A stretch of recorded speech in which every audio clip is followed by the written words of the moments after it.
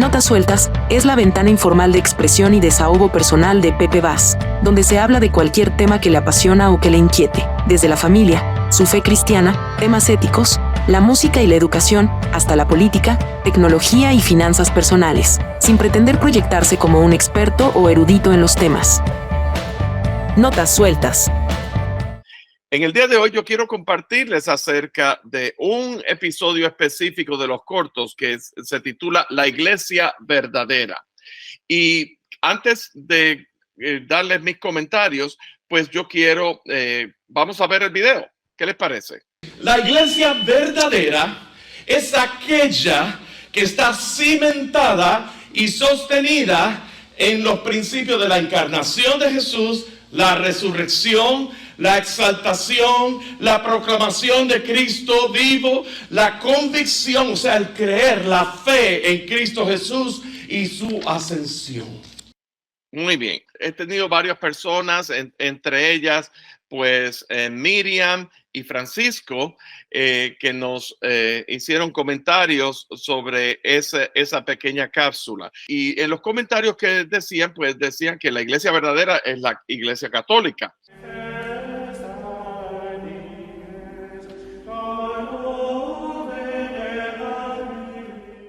Sin embargo, tenemos que ver la iglesia, el significado de la iglesia. La iglesia significa aquellos que han salido de y enviados a. La verdadera iglesia es aquella iglesia que realmente tiene como fundamento la fe salvadora en Jesucristo. Y básicamente vamos a basarlo, recuerdan en el pasaje del Evangelio según San Mateo, en el capítulo 16, Jesús le está preguntando a los discípulos, ¿quiénes de ustedes dicen que yo soy? Y uno dicen una cosa y otros dicen otra, pero entonces a Pedro, la respuesta de Pedro fue bastante contundente. La respuesta de Pedro fue, tú eres el Cristo, Hijo del Dios viviente. Esa respuesta es una respuesta que solamente es posible cuando Dios se revela a la vida en ese momento. Si consideramos Pedro, el personaje de Pedro, el nombre de Pedro primeramente significa en griego Petros, que es parte de una roca. O sea, es una parte de una todo. Sin embargo, en esa respuesta que Jesús le dio, Jesús le dijo, bienaventurado eres tú, Simón Pedro, que no te lo reveló carne ni sangre, sino mi Padre que está en los cielos. Y a ti te digo, y ahora es que viene la parte que genera controversia. Y a ti te digo que tú eres Pedro, dijimos que es Petros, un pedazo de roca, pero sobre esta roca edificaré mi iglesia y las puertas del infierno no prevalecerán contra ella. Pues muy bien.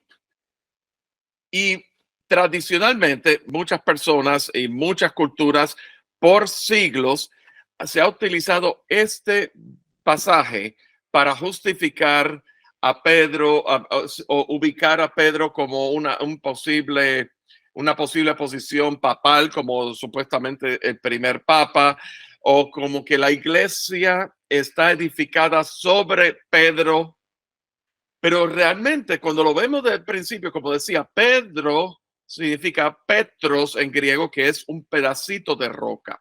Ahora, cuando Jesús dice sobre esta roca, está hablando en femenino roca, que en el griego significa Petra, que la palabra Petra significa una piedra grande, es un peñón, es una cosa sumamente grande, sólida.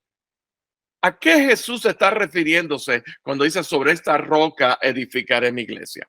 Está refiriéndose a lo que Pedro dijo, que tú eres el Cristo, el Hijo del Dios viviente. Entonces, dice sobre esa verdad de que Jesús, el Verbo encarnado, que vino a este mundo, ¿verdad? Y como hombre, siendo Dios, tomó forma humana y vino a este mundo, es el Hijo, él es el Cristo. Y el Cristo es una palabra en griego que significa el ungido. La traducción en hebreo de el ungido es Mesías. O sea, es un reconocimiento de que Jesús es el Mesías, el Cristo, el ungido, el enviado del Padre. Y cuando vemos la trayectoria redentora del propósito redentor de Dios, Dios, que es Dios, es una persona, Dios trino, Padre, Hijo, Espíritu Santo, que Él es eterno desde la eternidad. O sea, los tiempos de Dios no tienen principio, no tiene fin. Él es completamente presente. Dios, su deidad, Él hizo un pacto con Él mismo, redentor, y fue establecido, fue ratificado, fue cumplido en la persona de Jesús mediante su encarnación, mediante su muerte, su resurrección y su ascensión.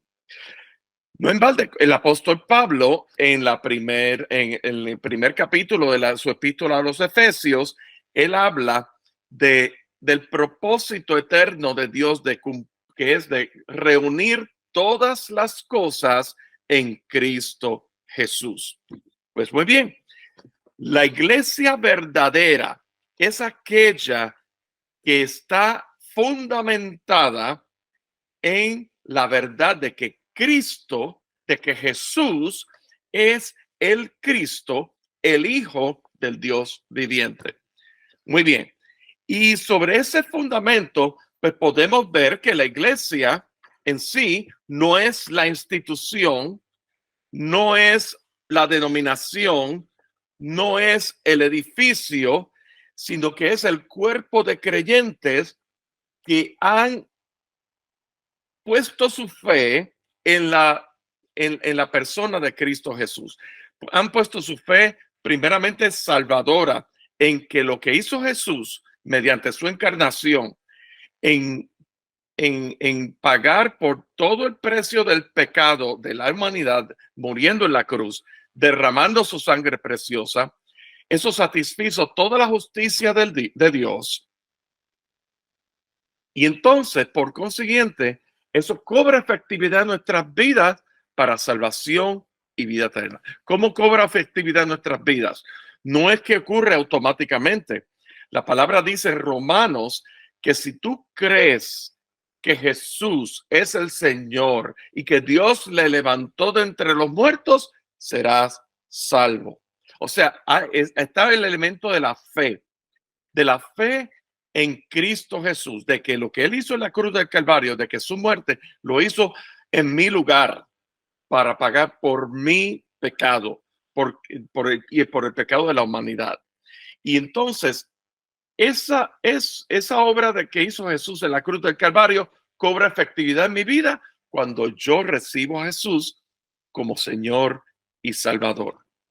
Y eso es simplemente por gracia soy salvo por medio de la fe, no por obras, para que nadie se gloríe. No hay nada que nosotros podamos hacer para ser salvos, solamente poner nuestra fe en Cristo Jesús, en lo que hizo Jesús en la cruz del Calvario. Y entonces, basado en eso, volviendo al tema de la iglesia, Jesús es el verdadero fundamento de la iglesia. Y eso trasciende tradiciones, trasciende instituciones, trasciende culturas, nacionalidades. La verdadera iglesia, no la institución, sino el cuerpo de creyentes, en verdad, basado en la verdad de que Jesús es el Cristo, el Hijo del Dios viviente, está centrada en los principios de la muerte expiatoria de Jesús como sacrificio sustituto por el pecado de la humanidad. Está basada en la resurrección al tercer día, según las Escrituras, vindicando su inocencia. Todas las acusaciones que Jesús recibió en el Sanedrín, ¿verdad?, Jesús resultó inocente al él resucitar de entre los muertos. No solamente eso, Jesús quedó inocente, él quedó vindicado y quedó establecido que Jesús es el Señor, que Jesús es Dios. Su resurrección al tercer día y luego su ascensión como señal a sus discípulos y a los más de 500 testigos que vieron a Jesús resucitado, con la promesa de que Jesús no les dejaría solo, sino que enviaría un consolador, el Espíritu Santo, que les daría poder, que les recordaría todas las enseñanzas de Jesús y les daría poder para ser testigos de Jesús en toda la tierra, en Jerusalén, en Judea, en Samaria y aún hasta los confines, hasta lo último de la tierra. Así que la iglesia verdadera descansa sobre ese fundamento. Y, ¿verdad? Al punto que estaba compartiendo en sus comentarios de Francisco y Miriam, nuestros amigos que nos están viendo, ¿verdad? La iglesia verdadera es santa. ¿Por qué es santa? Porque ha sido mediante la santidad de Dios en la persona de Cristo Jesús, los creyentes hemos sido revestidos de la santidad de Dios. O sea, quiere decir, cuando vemos en la escritura que dice, sed santos porque yo soy santo, eso es una declaración hecha inmediatamente cuando recibimos a Jesús como Señor y Salvador. Su Espíritu Santo toma lugar en nuestras vidas y somos declarados justos delante de Dios porque Jesús cumplió la justicia de Dios en nuestro lugar, y somos declarados santos, que somos separados para Dios y por lo tanto en Cristo Jesús somos bautizados en el cuerpo de Cristo. O sea que somos miembros en particular del cuerpo de Cristo, que es su iglesia, y por lo tanto esa iglesia ha sido declarada santa, separada para Dios. Así que hemos sido revestidos de la santidad de Dios. Pero al mismo tiempo, también al punto de nuestros amigos Francisco y Miriam, la iglesia verdadera es católica, pero no es católica con la C mayúscula, es católica porque católico es el nombre griego para la palabra universal. O sea, el carácter universal de la iglesia no se refiere ni se limita a la institución católica romana. Se refiere al conjunto de creyentes que han puesto su fe y han confiado plenamente sus vidas a la obra redentora, al conocimiento salvador y al señorío pleno de Cristo Jesús sobre sus vidas. Esa es la iglesia universal. Esa verdad es universal y por eso es eficaz solamente en aquellos que creen que Jesucristo es el Señor. Pero la iglesia también es apostólica, lo cual quiere decir que ha sido enviada y comisionada directamente por Jesús para llevar la palabra del glorioso evangelio por todo el mundo. La iglesia apostólica, por eso Jesús les comisionó ir por todo el mundo y predicar el evangelio, ir y hacer discípulos. Esa es la gran comisión. Esa comisión le fue dado a los discípulos, pero se extiende a la iglesia. Esa iglesia que ha sido empoderada por el Espíritu Santo desde el día de Pentecostés y que el Espíritu Santo, que es la tercera persona de la Trinidad, que nos da poder para poder testificar de Cristo, de las obras de Cristo, para poder enseñar las enseñanzas de Cristo, para poder llevar este mundo a llegarnos a un mundo donde esta humanidad que necesita esa esperanza verdadera de la salvación por medio de Jesucristo. Nos ha sido encargado eso por medio de Cristo Jesús.